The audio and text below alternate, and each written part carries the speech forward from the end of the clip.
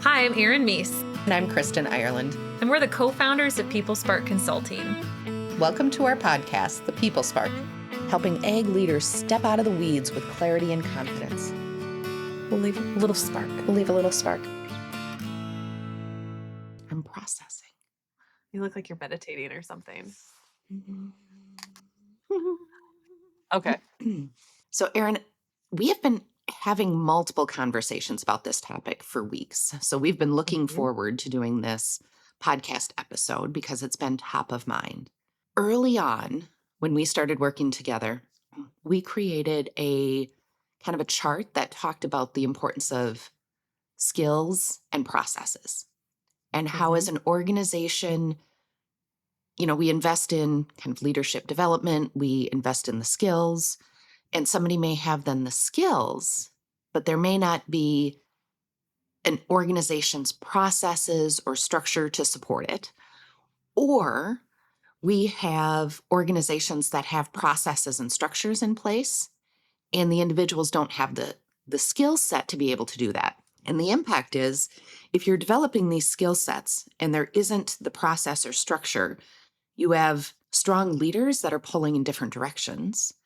And if you have process without the skill, we have process for the sake of process, that it's just check the box because the individuals aren't equipped to be able to fully impact those. So we want to have both. And I think when we first started talking about that, we talked about that more on a smaller scale in terms of HR processes and leadership development skills. And one of the things that we're starting to notice more is how that's showing up, bigger picture, that we start to look at individuals who are well-intended in their roles, and the default of organizations is this person isn't as successful as we want, so we need to train them. When we're finding out, yes, and that it may not solely be a training or a development issue, that there is kind of an infrastructure or structure process issue as well. So, Erin, what comes top of mind for you as we introduce that? I have a few examples that I could even share of how this presents to us, because a lot of times what we'll hear is, hey, I'd like to do some training for my team. There's a skill gap. There are things that they need to improve on. I'm even thinking about a conversation I had within the last few weeks where I had a leader that was sharing with me, we want to look at some training options. And some of the skills in particular that we're looking at are around time management and project management as well. And as I started asking some questions around, like, what is this person's role? How do they know that they're being successful in their position? To whom do they report? Who reports to them? What role do they play within the organization? And what was interesting is that as I was starting to ask these questions, that the other person I was talking to, like, you could see that they were starting to just kind of have a bunch of their wheels start to spin a little bit more. And what I shared was, how you described it right there, of a lot of times we might be looking at something that could be a potential skill issue. And if we aren't also looking at the infrastructure around that person, we might be missing the entire point. So we could put a band-aid of training on it, but that band-aid isn't actually going to solve the root issue. And in this case, what we were looking at were, you know what?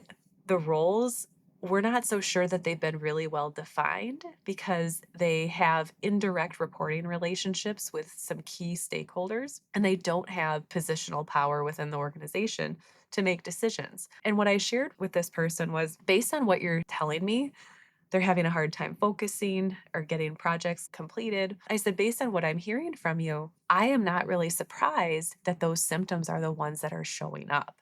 Because I think that what we're hearing is that the root might be somewhere earlier that we need to look at.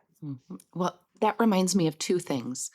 One is, it reminds me of the study that we referenced a few episodes ago about walking in circles, and how many times well-intentioned people are walking in circles because we haven't been clear about what path we want them to take.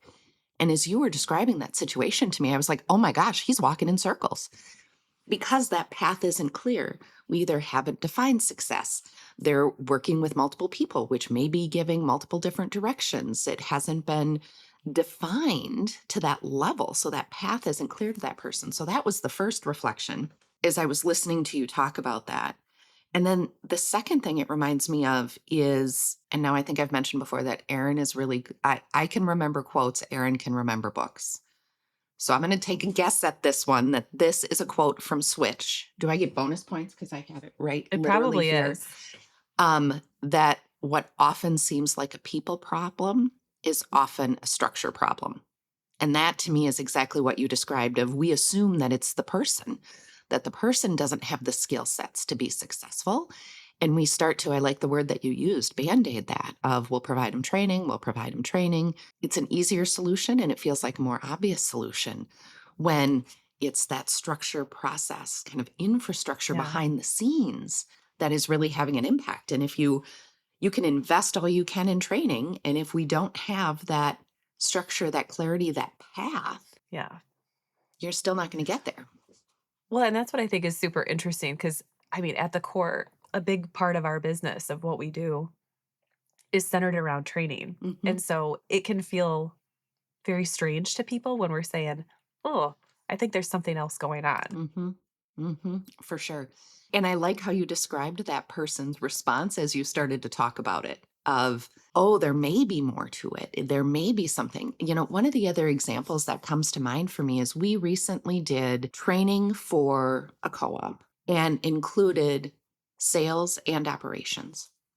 Mm-hmm. And some of the discussion around it was the importance of team building. We need to do team building because we need to, break down the silos between sales and operations. And there tends to be, and I say we did this for one co-op, we have done this for several, where the goal Mm-hmm. is we need to work together better. And so they focus on kind of this team building aspect when in actuality, there is also a structure aspect behind it. I remember this one specific training, they were talking about what are the goals? Well, the goals for sales, sell more, sell more, sell more. And so as we were going through some of the team building activities and communication skills, they were focused on sell more, sell more, sell more. And you could see the operations people in the room were like, "Ugh, that's uncomfortable." Right. And then I don't remember, it was one of us who pointed out that we had listened that morning to the leader of the organization talk about kind of the highest performing locations in order and what they were ranked on. So everybody saw this. What they were ranked on was labor hours. So they're focused on labor hours. They're getting published on a list based on labor hours with the focus of reducing labor hours. And the sales team was saying, we have to sell more no matter what it takes, increasing labor hours. And it wasn't, there was that one moment where we pointed that out of like, yes. And what was the rating on? And people didn't remember it off the top of their heads. And then when we said it, they went, oh, right. So it's a, you can do team building. You can work on communication skills. You can do, personality assessments to see how on DISC and see how everybody fits together, which is great. That my intent is not to minimize the impact of those. My intent is to look at, yes, and what else may be driving that, because you could invest in that. There's still going to be that, I don't want to say conflict, but that rub, that chafe, that's a word that you used earlier on, that chafe between those two departments because of the structure and the process that goes with it.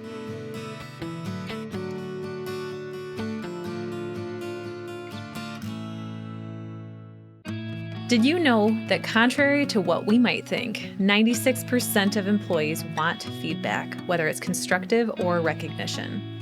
Yet another survey found that only 5% of managers provide critical feedback to employees, even though it's important for their development. What's behind this? Nearly half of managers, 44%, find giving feedback stressful. Nearly a quarter, 21%, avoid giving it altogether. They feel it's uncomfortable, they don't want to demotivate employees, and just aren't sure how to do it. And the repercussions of not giving feedback end up impacting you and your business through lower productivity and profitability, decreased employee engagement, and increased employee turnover. I'm Erin Meese with People Spark Consulting. For the last several years, we've built our business around supporting ag supervisors and managers develop their coaching and feedback skills. Why? Because leaders coaching their teams create more engaged teams. And these more engaged teams create the workplaces that bring more employees into the ag industry. Our leadership transformation program was designed to be straightforward and practical, providing content in digestible chunks, supporting participants through personalized feedback, and providing participants an environment to learn with other ag leaders across the industry. You might only have a couple of managers or supervisors, or you might have an entire team of them. PeopleSpark works with you to find the best solution, whether it's joining an open cohort with other ag leaders or having a customized experience that works across your locations. In order to provide the most customized experience for each of our participants, these cohorts have very limited number of seats available each month. If you're interested in more information around what might work best for you and your team, just click on the link in the show notes below or directly go to developagleaders.com. As you think about common areas around an organization's infrastructure that if we are to do training or work on training, what are some of the key areas that an organization should really put some focus on early on to make sure that that infrastructure is ripe to be able to support the outcomes of the training? That's a great question. I feel like it's a summary of what we've talked about so far. In a few of our first episodes, we talked about being clear about expectations, both from a strategy perspective and a culture perspective. So we're clear about what those behaviors are, and we can tailor training and leadership development to those goals, to those expectations. Then to me, it's getting to where we went to next with being clear about what the roles are. We've talked about what's success for an organization. What is success for a role? How does somebody know that they've been successful? So providing that clear direction, clear expectations, clear priorities. Remind me later to talk about a conversation we just had about sales around clear priorities. Um, and then I think the other part of that is decision making. And I know I'm going to say this and I'm going to kick it right over to Erin because Erin, decision making is one of the things that really comes out to you as well. To go back to the job descriptions and kind of the clarity around the jobs, that is where work direction comes from as well. That we hear from a lot of organizations say, well, we work as a team. Well, we work as a team. There isn't an official kind of structure, reporting relationship because we work as a team. When not having that in place starts to take away from that clarity. So I'd love to kick it over to you to talk more about the decision making and how you see that. Yeah, I think similarly. So, yes, sometimes we shy away from that clarity of the decision making, Hmm. right? Because in essence, what we're talking about is power, right? We're not talking about power in a nasty kind of way. We're talking about power of who has the authority to make decisions at certain levels. Hmm. I wouldn't expect that I would have a delivery driver making the same decisions that I have my CFO making, right? So I need to define within a certain amount of parameters, and it's not everything, Hmm. but I need to give some parameters overall to so that people know in what instances they have the ability to make decisions. And what I would add to that too is kind of what is happening from other kind of around them within the organization. So, what are they being role modeled? Because again, like we can look at training, Hmm. build skill. We might have a good infrastructure with clearly defined roles and what's happening around those people or that person who's going through that training and feel really confident. And yet, if it is not being role modeled or a level of interest being shown by their direct supervisor, we are simply allowing that training to just kind of fall by the wayside. We might see some progress, but we're not nearly going to see the ROI that we could otherwise have. It's kind of that social pressure, that peer pressure, if you will, Hmm. of that leader being able to encourage kind of maximizing somebody building on those skills. That's something that we have really focused on in the last few years is how are we engaging the leaders? So when we have training, it's not just here are the expectations of participants, it's here are the expectations of the leaders of participants. So meeting with them before and after to talk about what some of those expectations are. One, I think we learned that the hard way too, That's right? true. So over the years, over the last almost 6 years of doing this, we've got a lot of examples of Mhm. leaders who have really engaged in the training and leaders who have not. And I can tell you there's been a big difference in the organizations where the leaders were engaged with the training, whether they did it at the same time as their employees or not. Mhm. But the ones who asked questions and followed up, the ones who did not look like they were distracted on a live call or visibly doing something else or visibly getting up and walking away when we were on a live virtual call Mhm. while the training is happening, because what they're doing, we all know this, they're setting the example of what's acceptable and what isn't, right? Mhm. These are all little things that we're talking about it today in a training sense and getting kind of the most out of that training and making sure that your structure supports it. All of these little things too make an impact on your culture as Mhm. well, because these are the small behaviors, right? Culture is a consistent set of behaviors repeated over time. Those behaviors that are repeated are not setting the kind of example for what how we perceive the value of training and our investment in our team members.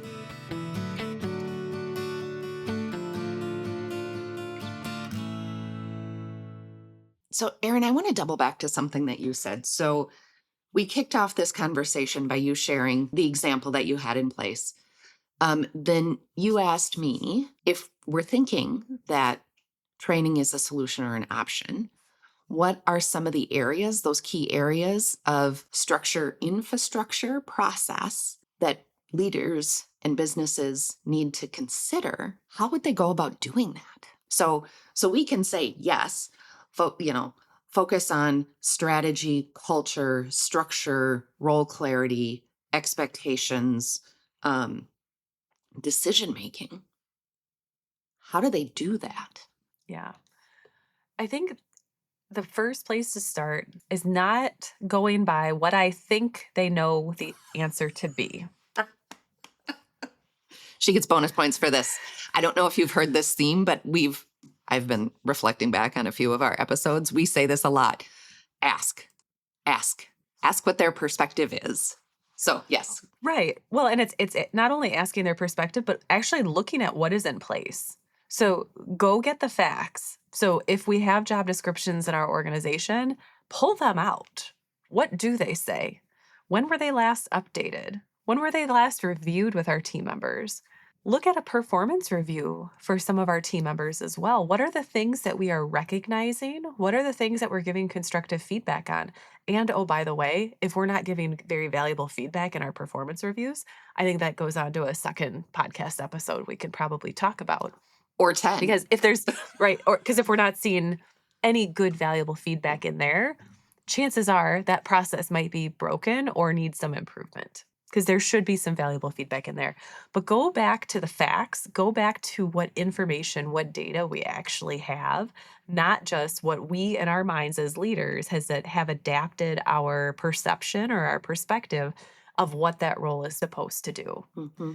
And with that understanding in mind, now, like, when was the last time I had a conversation with that team member about expectations? Because this could be a good time to reset some of those expectations and provide more of a reason why we're looking at doing some skill building in this area.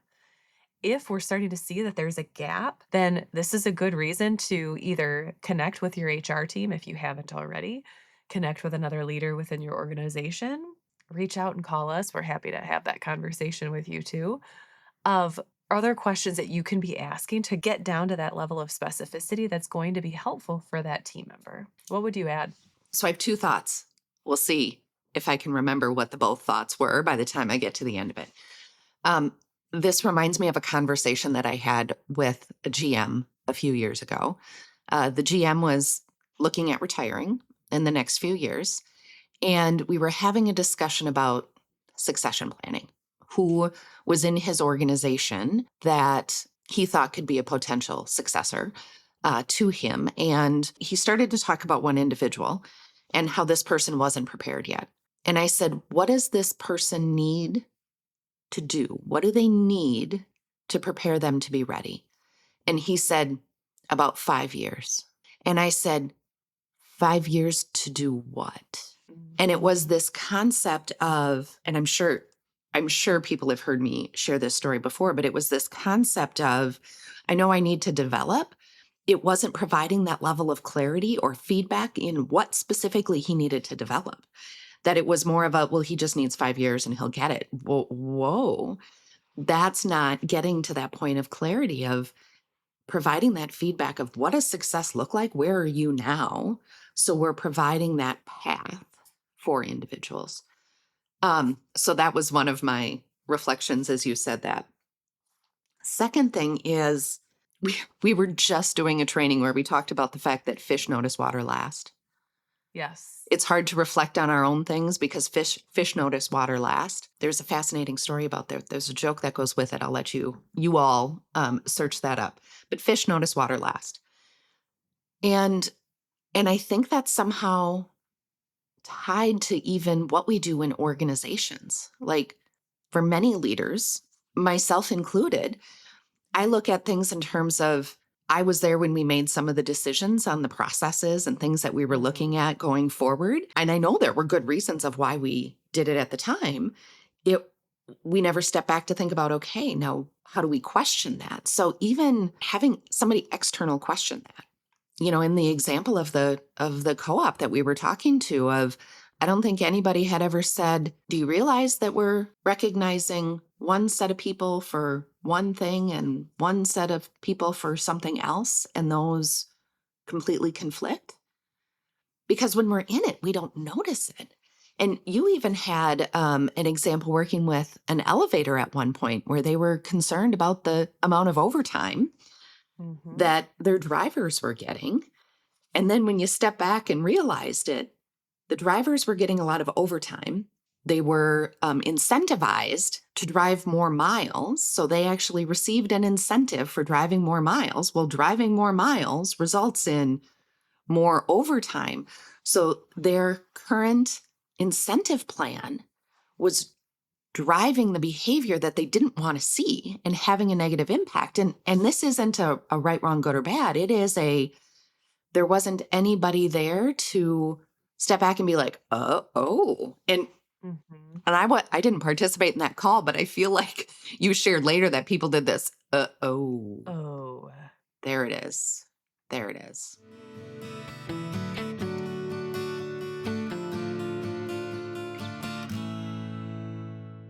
Before we end our show, let me leave you with a question.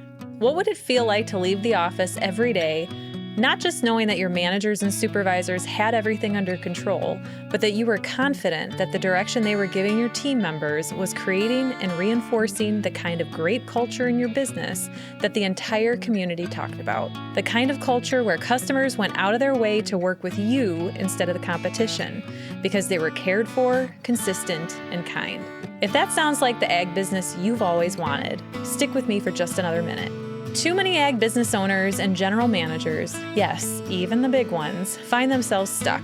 They're juggling customer questions that their leaders should be able to handle and somehow ending up as the bottleneck of decision-making in their own business. It feels like they can never get out of the day-to-day long enough to develop their talent, their business, and their own future. Sound familiar?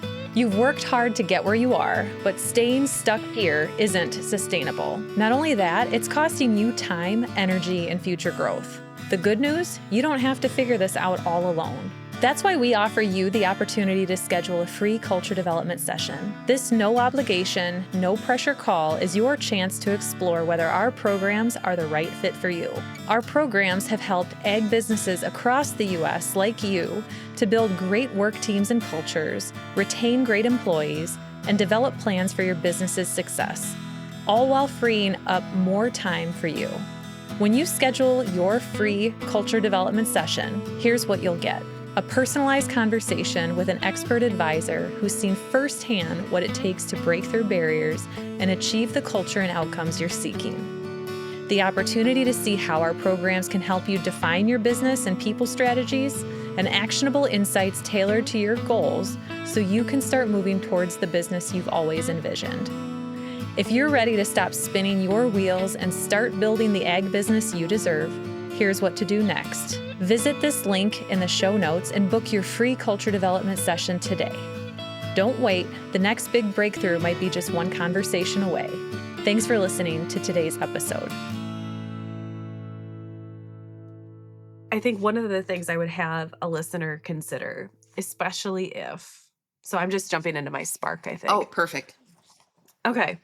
So if I am a leader and I'm considering training for some of my team members, great. I love that for you. And I want you to just absolutely look at what is the right investment for my team members, not just to help develop them, but also to show and engage them. Mm-hmm.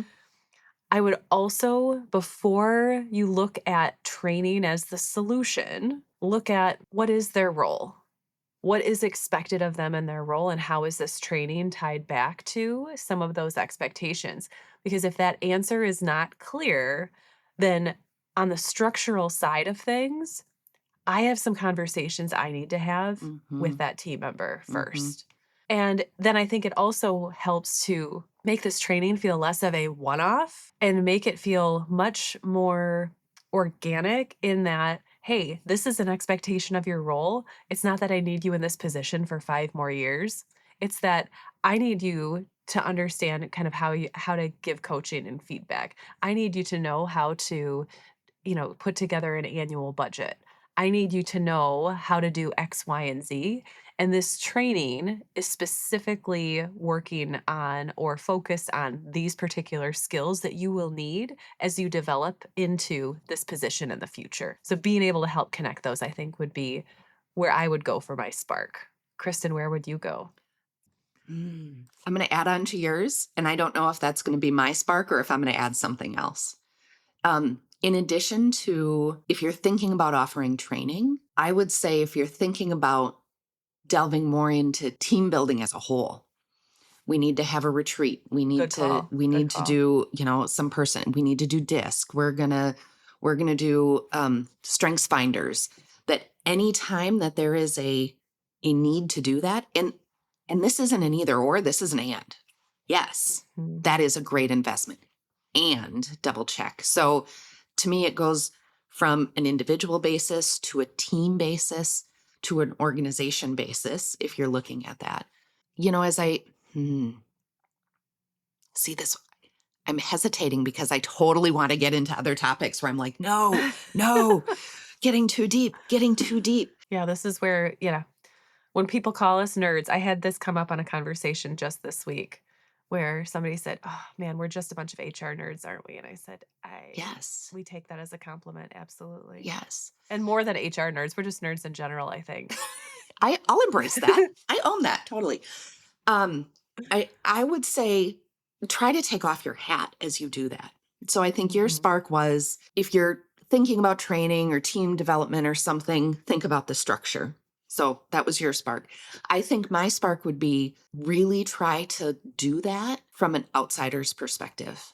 So how do you not take the paradigm of, I know what the intent of this process was, so I know it's okay, but really starting to question some of those bigger aspects. And I think it's even thinking about, how are people incentivized? What behavior is that driving?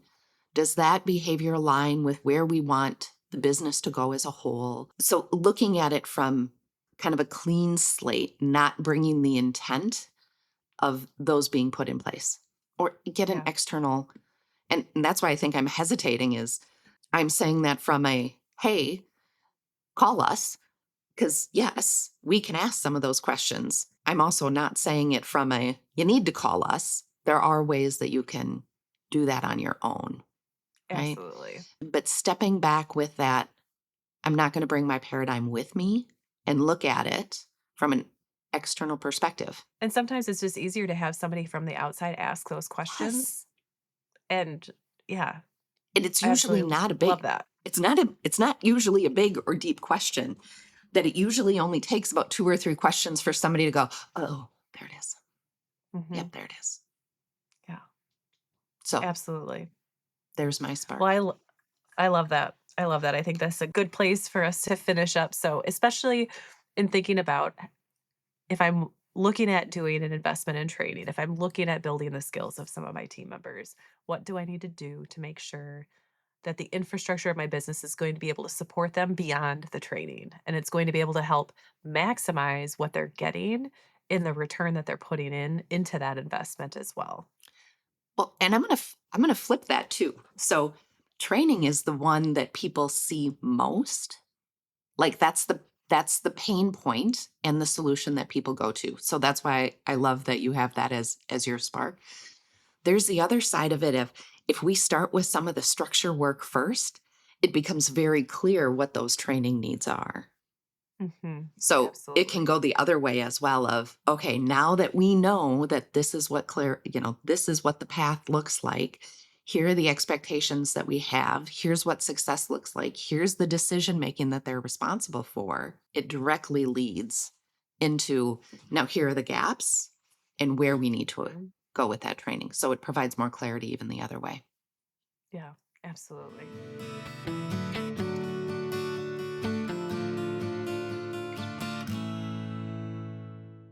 This has been the People Spark Podcast. We hope you've enjoyed today's episode, and we look forward to bringing you more. The best way you can support us is by liking and subscribing this podcast wherever you subscribe to your podcasts. Thank you so much for hanging with us today. We are looking forward to continuing the conversations with all of you.